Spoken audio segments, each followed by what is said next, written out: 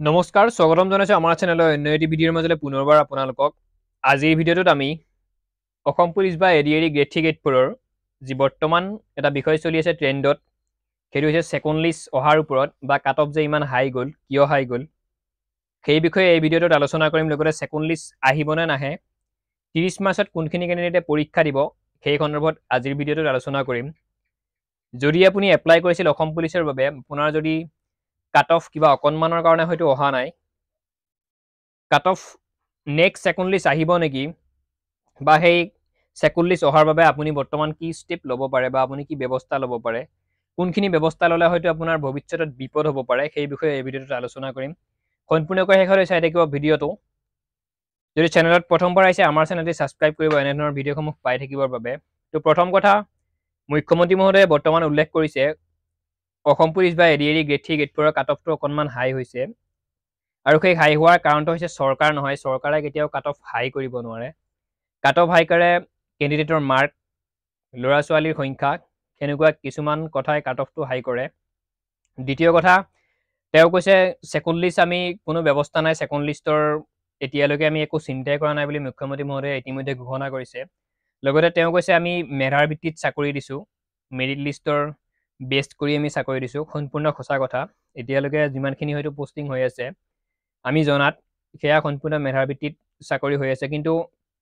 অসম পুলিচৰ যিটো লিখিত পৰীক্ষা সেই পৰীক্ষাটো 23 তাৰিখৰ পৰা 6 তাৰিখলৈকে পিছুৱাই দিয়া হৈছে সেয়া হয়তো আপোনালোকে গম পাই ইতিমধ্যে সকলোৱে জ্ঞাত আৰু সেইটো হয়তো কিয় কৰিছে তেনেকুৱাটো কিয় কৰিব লগা হৈছে তাৰো হয়তো আপোনালোকে ইংগিত পাইছে গতিকে বহুত কেণ্ডিডেটে এনেকুৱাকে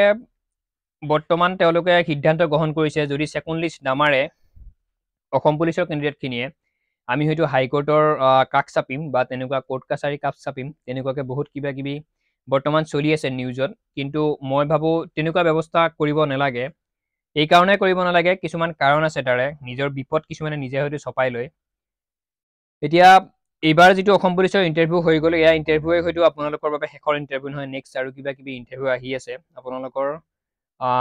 এডিআৰই হওক বা যিয়েই নহওক অসম পুলিচৰ 2025ৰ শেষৰ পিনে নতুন ৰিক্ৰুটমেণ্ট হ'ব সেয়া হয়তো আপোনালোকে গম পায় আৰু আজি কিছুদিন পূৰ্বে বা বৰ্তমানো চলি আছে নেকি ছ'চিয়েল মিডিয়াৰ পৰা অকণমান দূৰত থাকোঁ বাৰু সেইবাবে বহুত খবৰ নাপাওঁ যিখিনি প্ৰবক্তা কলেজৰ তেওঁলোকক যিখিনি নেকি তেওঁলোকে ঠিকাভিত্তিক হিচাপে কাম কৰি আছিল তেওঁলোকক বৰ্তমান অব্যাহতি দিছে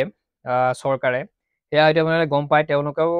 তেনেকুৱাকৈ হাইকোৰ্টৰ হয়তো কাষ চাপিছিল বা কোৰ্টৰ কাষ চাপিছিল তেতিয়া মুখ্যমন্ত্ৰী মহোদয়ে তেওঁলোকক কৈছিল কোৰ্টৰ কাষ চাপি বা হাইকোৰ্ট কৰি তোমালোকে ভুল কৰিছা এয়া আমি কোনো ঠিকাভিত্তিক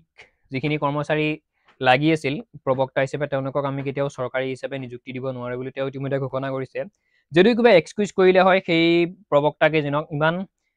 শিক্ষিত ব্যক্তি সেইকেইজন তেওঁলোকক যদিও কিবা তেওঁ এটা চান্স হয়তো দিব খুজিছিল বা সুবিধা দিব খুজিছিল তেওঁলোকে এইটো সিদ্ধান্ত ল'লে আমি হাইকোৰ্ট কৰিম বা কোৰ্টৰ ওচৰ চাপিম বা তেনেকুৱাকৈ কিবা ব্যৱস্থা কৰিলে তেতিয়া তেওঁলোকক মুখ্যমন্ত্ৰী মহোদয়ে কৈছিল সেইটো কৰি তেওঁলোকে চূড়ান্ত ভুল কৰিছে তেওঁলোকৰ প্ৰতি মানে মুখ্যমন্ত্ৰী মহোদয়ৰ খং উঠিছিল তো সেইকাৰণে মই আপোনালোকক কৈছোঁ সেকেন্ড লিষ্টৰ বাবে আপোনালোকে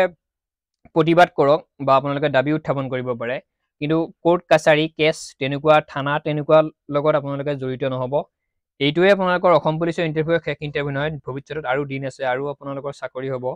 গতিকে তেনেকুৱা ব্যৱস্থা আপোনালোকে নল'ব মুখ্যমন্ত্ৰী মহোদয়ে উল্লেখ কৰিছে দাবী কৰা সকলোৰে অধিকাৰ আছে কিন্তু হয়তো কিছুমান যিবিলাক নকৰিবলগীয়া কাম সেইখিনি যদি কেণ্ডিডেটে কৰে ভৱিষ্যতেতো তেওঁলোকৰ বেয়া হ'ব পাৰে তো 30 মাৰ্চত যিটো হয়তো পৰীক্ষা হ'ব সেয়া ডিএমই থাৰ্ড গ্ৰেডৰ নন টেকনিকেলৰ পৰীক্ষা আপোনালোকে গম পাইছে 20 তাৰিখৰ পৰা এডমিট ডাউনলোড হোৱাৰ কথা সেইটো হয় নহয় সেইটো পিছত লক্ষণীয় হ'ব এতিয়া হয়তো গম পোৱা নাই তো যদি কিবা আপডেট আহে আকৌ নেক্সট সেকেন্ড লিষ্টৰ বা ডিএমইৰো আপোনালোকক জনামে সেইটো চিন্তা কৰিব নালাগে 23 তাৰিখে এক্সাম হোৱাৰ কথা আছিল চলিত মাহৰ আকৌ নেক্সট মাহৰ 6 তাৰিখলৈকে এক্সাম নিয়া হৈছে ইমানখিনি আছিল ভিডিঅ'টোত মই ভাবোঁ আপোনালোকে যিটো কিছুমান কেণ্ডিডেটে কৈ আছে হাইকোৰ্টৰ ওচৰ চপা কিবা কৰা সেইটো বস্তু আপোনালোকে কৰিব নালাগে সেইটো মই আপোনালোকক অনুৰোধ জনাইছোঁ নেক্সট আকৌ ৰিক্ৰুটমেণ্ট হ'ব আকৌ আপোনালোকে দিব পাৰিবা যদি আপোনালোকৰ এইজ আছে যিখিনি এইজ আছে তেওঁলোকেহে দিব পাৰিব নোৱাৰি এখনে হয়তো দিব নোৱাৰে তো 30 মাৰ্চত যিমানখিনি এক্সাম আছে আটাইকে শুভেচ্ছা জ্ঞাপন কৰিছোঁ সকলোৰে পৰীক্ষা ভাল হওক ঈশ্বৰে ভাল কৰক যিমানখিনি কেণ্ডিডেটে হয়তো কষ্ট কৰি প্ৰিপেৰেশ্যন কৰিছে বা কষ্ট কৰি পঢ়ি আছে সম্পূৰ্ণ ভিডিঅ'টো ইমানেই আছিল সম্পূৰ্ণকৈ যদি এতিয়াও চাই আছে সম্পূৰ্ণকৈ শেষলৈ চোৱাৰ বাবে পুনৰবাৰ ধন্যবাদ জনাই আজিৰ ভিডিঅ'টিৰ সামৰণি মাৰিছোঁ জয় আই অসম